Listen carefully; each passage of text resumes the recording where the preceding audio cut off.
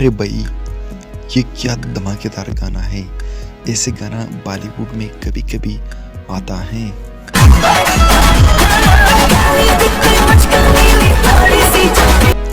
مطلب پریتم کا میوزک اور شان کی آواز ایک دم فائر. سلمان بھائی کا انداز اور ایٹیچیوڈ مطلب تھیٹر میں صرف سیٹی بجے گی. بھائی یہ ریشمی بھی فل انرجی لے کر آئی ہے. ساؤتھ اور بالی ووڈ کا زبردست امتزاج.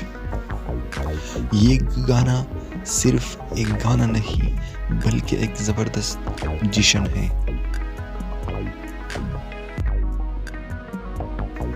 بولے ناتھ کا نام، پاورفل بیٹس اور سلمان بھائی کا تاجن مطلب ٹرپل فائر.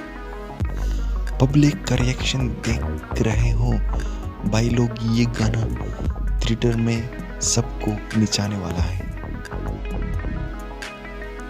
اگر آپ کو یہ گانا پسند آیا تو کمنٹ میں لکھو، اور اگر ریئیکشن اچھا لگا تو سبسکرائب ضرور کرنا.